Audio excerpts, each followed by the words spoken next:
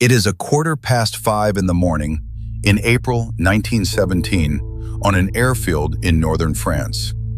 You are checking your revolver, not because you expect to use it on a German. You will probably never fire it at another human being. You are checking it because in 40 minutes you will be 2 miles above the ground in a machine made of wood, wire, and painted cloth, and you have no parachute. If that machine catches fire, you will have perhaps 30 seconds. You will be awake for all of them.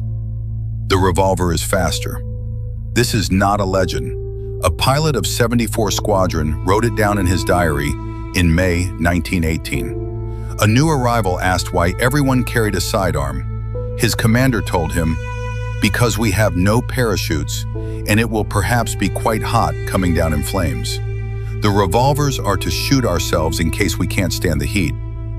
Now, you have probably heard why you don't have a parachute. There is a famous story about it. Generals who thought a parachute would make you a coward.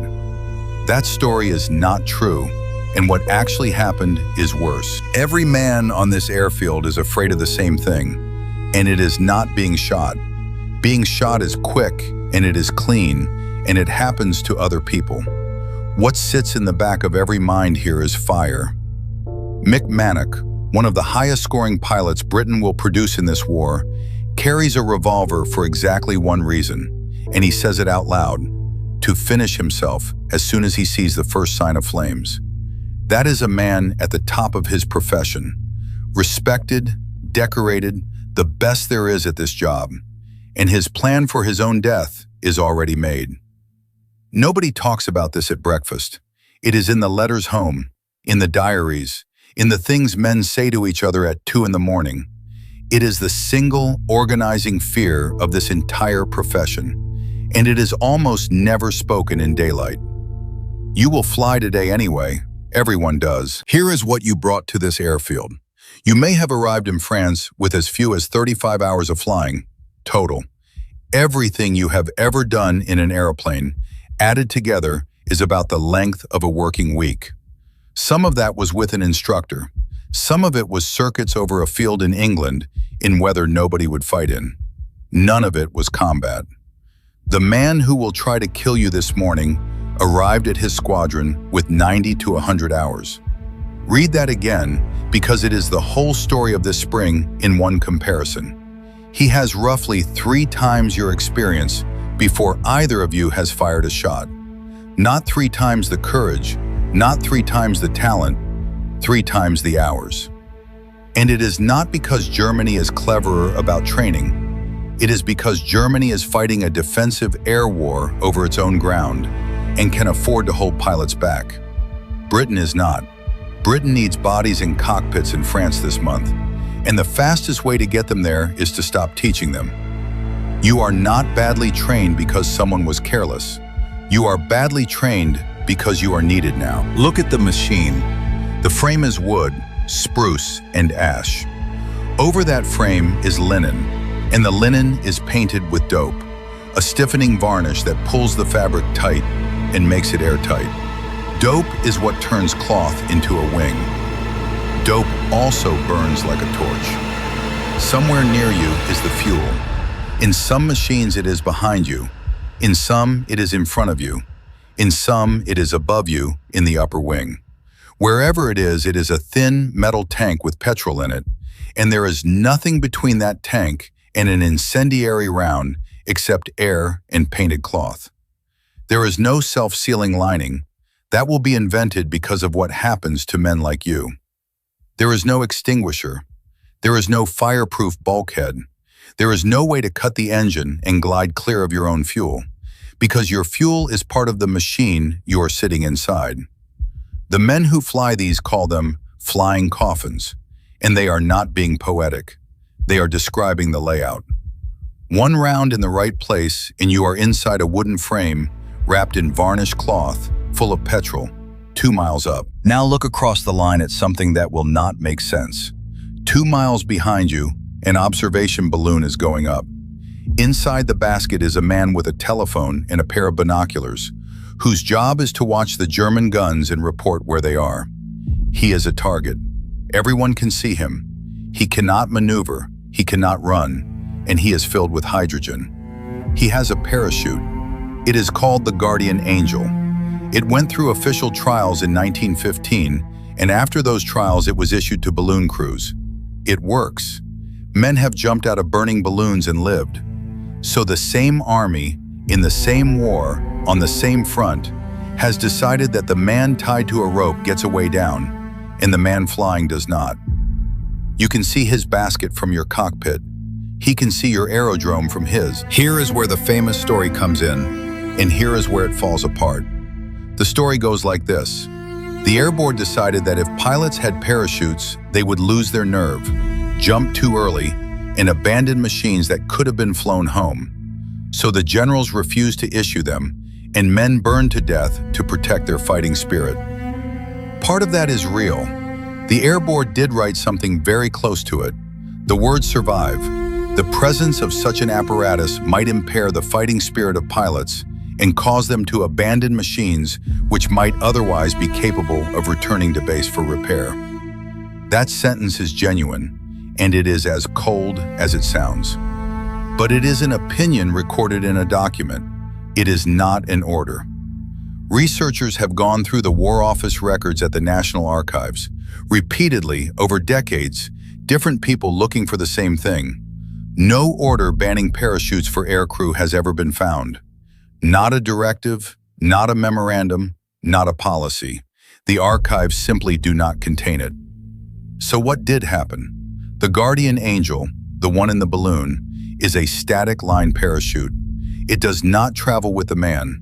It is packed in a container attached to the balloon basket, and the line pulls it open as he falls away from it.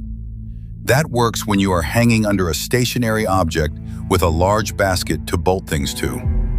It does not work in a Scout aeroplane in 1917. There is nowhere to bolt it. The packed canopy is bigger than the space you are sitting in. There is no ripcord in existence, so there is nothing you could carry on your back and open yourself.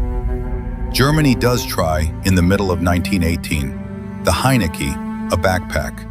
Men do get down alive with it. It also fails roughly 1 time in 3. The parachute you would actually want, a pack on your back with a ring you pull, is developed after the war. It reaches the Royal Air Force in 1925. 7 years too late for every man on this airfield. You have picked a bad month to arrive. The British are about to attack at Arras, and the Royal Flying Corps is expected to be over the German lines before the guns open, during, and after. Photograph the trenches, direct the artillery, chase away anything German that comes to do the same. In the 4 weeks of this April, the Royal Flying Corps loses between 245 and 275 aircraft, 211 aircrew killed or missing, another 108 taken prisoner. In the same 4 weeks, the German air services lose 66 aircraft. Look at those two numbers next to each other. 66 against 245. This is not a hard-fought month. This is a month in which one side is being taken apart, and a third of it is done by one unit. Josta 11, commanded by Manfred von Richthofen, scores 89 victories in April alone. More than the entire German air service loses in machines. Nobody at the time calls it Bloody April. That name comes later, from the people who counted afterwards. At the time, it is just April, and you fly twice a day. If you are still here, this is the kind of story this channel exists for. The people history counted and then forgot. Subscribe, and I will keep finding them. There is a reason nearly every one of those losses happens over German ground, and it is worth understanding because it decides what happens to you personally. The first reason is doctrine. The Royal Flying Corps is commanded by Hugh Trenchard, and Trenchard's answer to the air war is relentless offense. Patrol over the enemy constantly and force him to fight on your terms. Not defensive patrols over your own trenches. Offensive patrols, deep, over his. The second reason is the weather, and nobody planned it. The wind on the Western Front blows from the west. It blows almost every day, and it blows towards Germany. So when you fly out, the wind is behind you, and you go fast and far. When you turn for home, engine damaged, wings shredded, wires singing, height bleeding away, you are flying into it. A German pilot who is hit glides down onto his own aerodrome and walks away. A British pilot who is hit is over the wrong side of the line, losing height, with the wind pushing him further in. That is why so many of those 211 are listed as killed or missing rather than killed. When a machine goes down over German ground, nobody on your side sees where. Your squadron records that you did not come back. That is the entire entry. Your family will receive a telegram saying you are missing. Some of them will wait years. Statistics are a way of not looking at something. Turn them around. There are perhaps 18 or 20 men in your squadron who fly. This month, the Corps will lose the equivalent of a squadron every 2 or 3 days. His room is cleared before dinner. His kit is packed by the mess staff. His letters are put aside, and a new pilot arrives, often that same week, often with the same 35 hours you had. He will be given the empty bed. He will not be told whose it was. This is not cruelty. It is the only way the mess can keep functioning. If you kept every absence in the room, nobody could eat. So you will watch this happen to men you drank with last night, and then you will do it again the next morning, and the arithmetic of it will sit in your chest with the revolver. You are 20 years old, possibly 19. It would be easy to end this by telling you that all of it was wasted. It was not, and that is the part that gets left out. The reason the Royal Flying Corps was over the German lines every day in April 1917 was that the infantry below could not fight without it. Artillery in this war fires at things it cannot see. Somebody has to see them. That somebody is 2 miles up in a slow machine flying in a straight line over enemy guns, holding course long enough to send the corrections down. Holding course is what kills you. The whole job is refusing to take evasive action at the exact moment your instinct is screaming to. Every accurate British barrage that spring was directed by a man doing that. Every trench map was photographed by a man doing that. The men in the mud never met you and mostly never thought about you, and their survival ran through your cockpit. You will not be remembered by name. 211 of you disappear in 1 month, and most of those names are on a memorial to the missing rather than a grave.